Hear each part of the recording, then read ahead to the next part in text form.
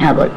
काही प्रसंग असे घडतात की त्याच्यात आपल्याला कळतं की याच्यात संघर्ष होतोय किंवा समोरच्या व्यक्तीची एवढी पात्रता नाहीये समजून घ्यायची किंवा काय, किंवा ती व्यक्ती चुकलेली हे आपल्याला माहित असतं, पण आपण त्या व्यक्तीला समजून घेतो. चातुर्य, भूमिकेत शिरून समजून चातुर्य पाहिजे त्याच्याशी कसं हाताळायचं ते.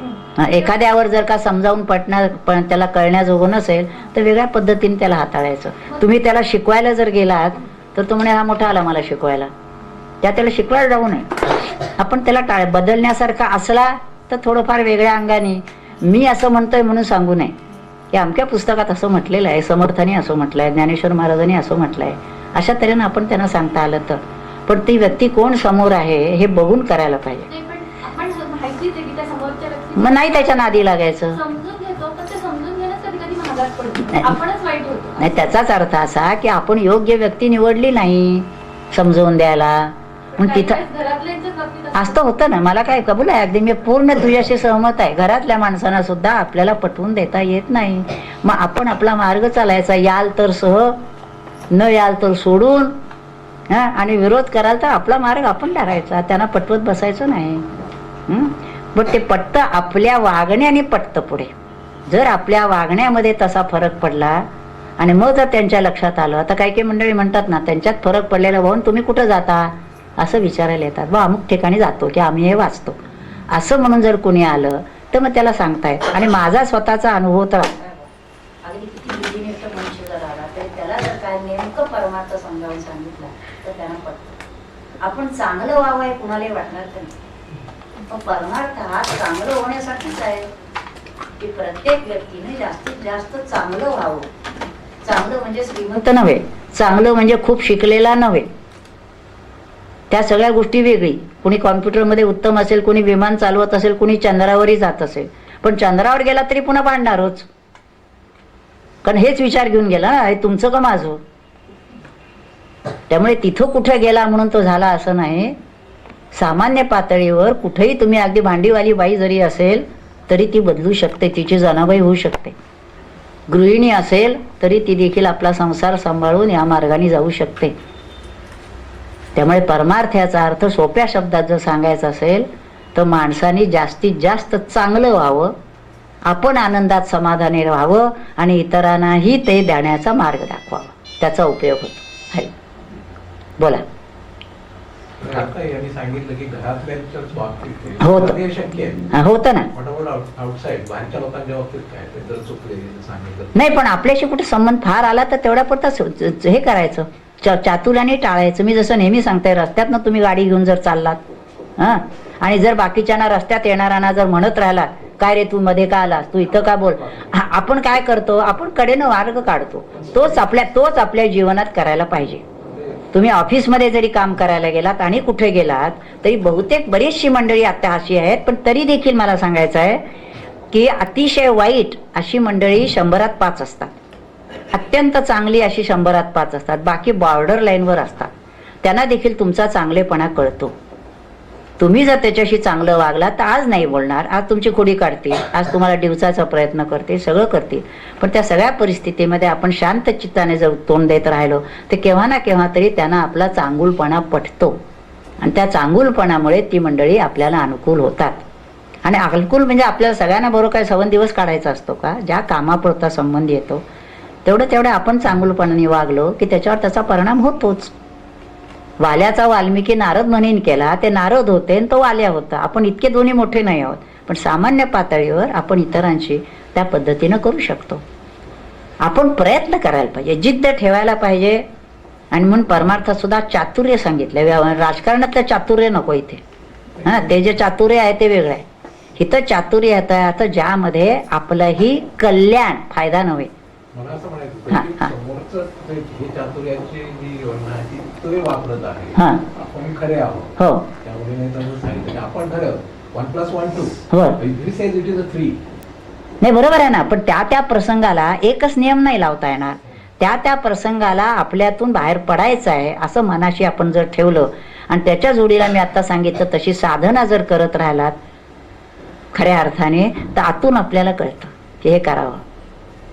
आतून जणू काही कुणी आपल्याला बोलून सांगतं, पण तिथपर्यंत जायला पाहिजे आपल्याला, तिथपर्यंत कनेक्शन त्याच्याशी जोडायला पाहिजे. म्हणून संत सुद्धा काही करत असताना मी असं ठरवलं असं कधी म्हणत नाहीत. काही जरी झालं ना, थांबा बघूया काय येत आहे ते, आणि मग अक्षरशः येतं असं की असं करावं, हे करावं, हे करू नये. पण जे आत बसलाय ना तो, त्याच्याशी आपण आपली वायर जोडलीच नाही आहे. आपण आपल्या बुद्धीनं सगळं करायला जातो, आणि आपण ज्या बुद्धीनं करायला जातो ती स्थूल बुद्धी आहे. आणि ध्यानाने सूक्ष्म बुद्धी जागृत होते, ज्याला प्रज्ञा असं म्हणतात ते.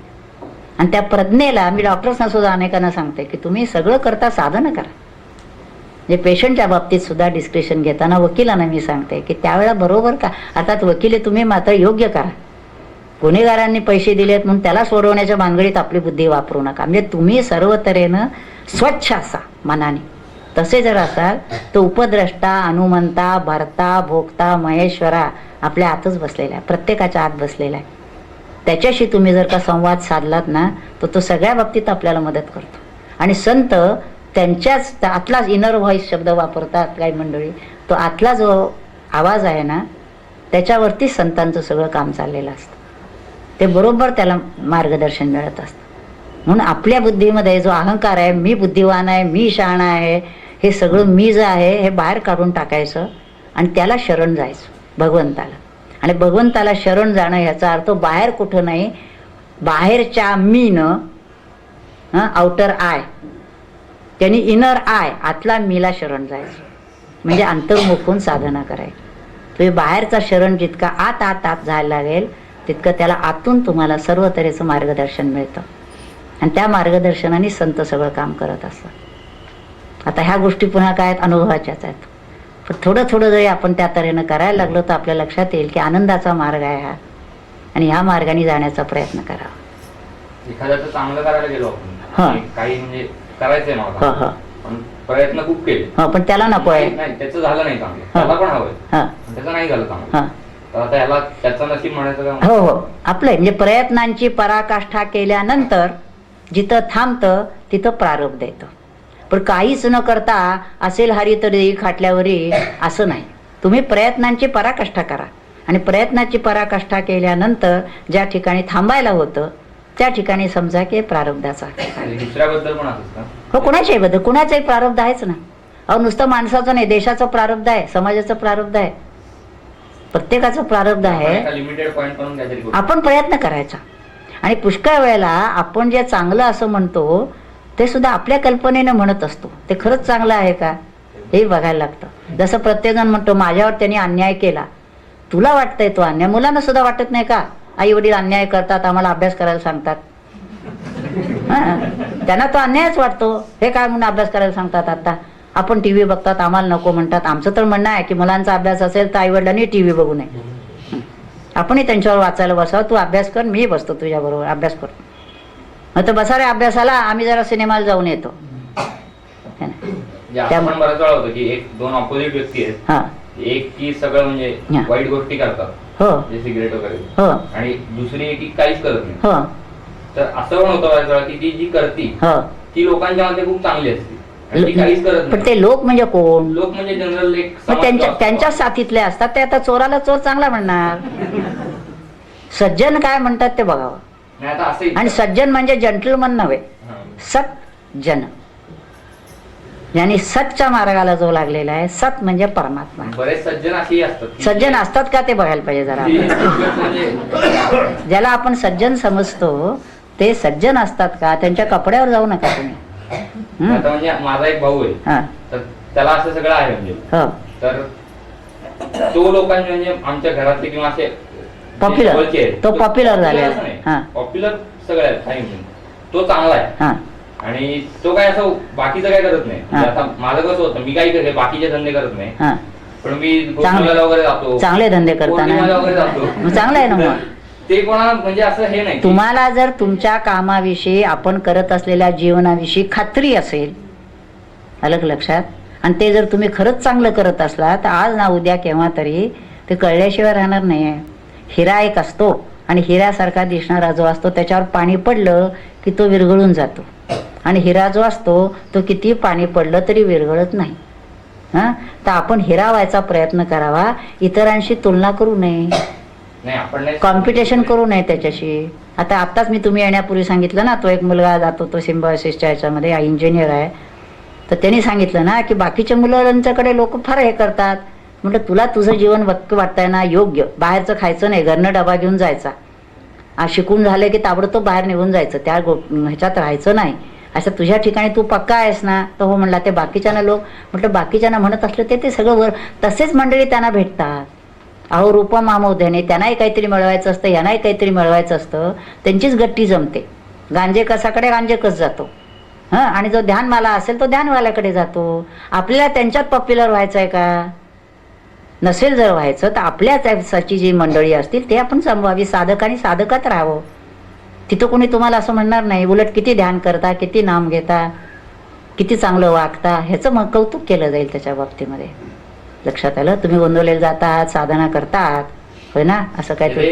असं मला माहिती नाही की मी जातोय, हे सगळ्यांना कळलं पाहिजे. नाही, अगदी बरोबर.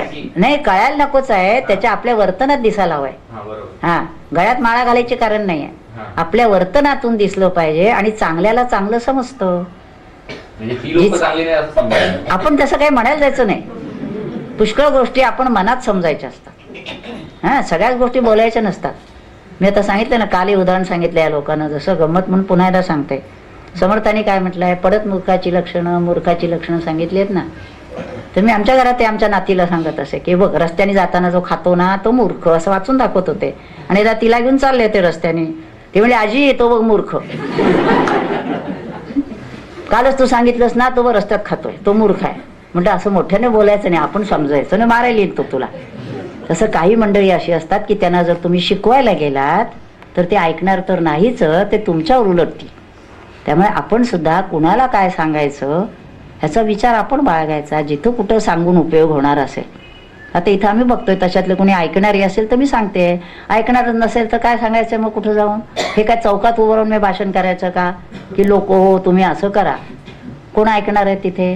म्हणून गीतेचा एक श्लोक आहे, इदंते ना तपस्काय ना भक्ताय कदाचन न चा शुश्रूषवे वाच्यम. त्यांनी असं म्हटलंय, हा अध्यात्म विचार कोणाला सांगू नये, त्याच्यावर एक श्लोक दिलेला आहे.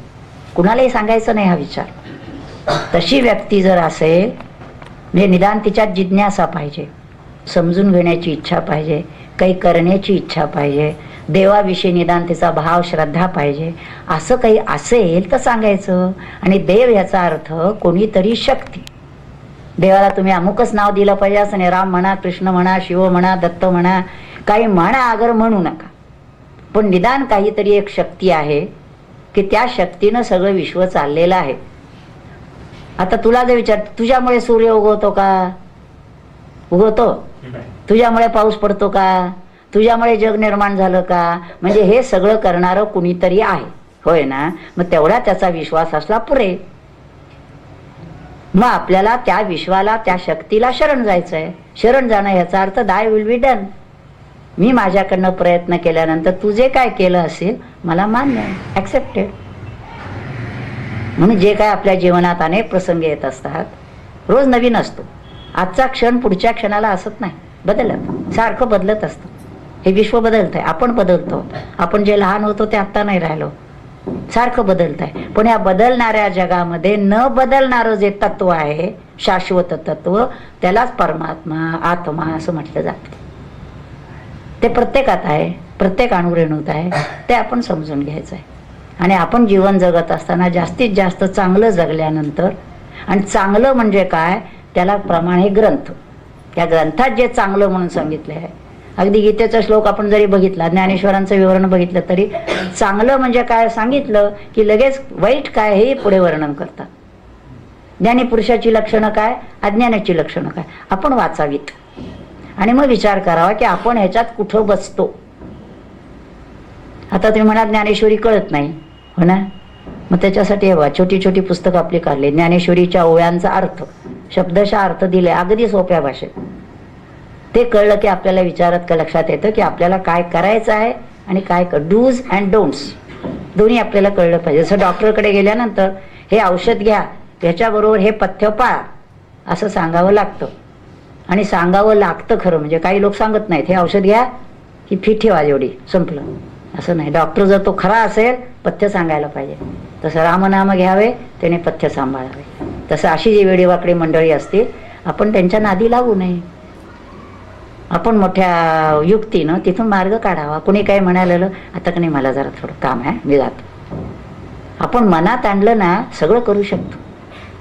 मनात आपल्या पाहिजे की हे आपल्याला करायचं.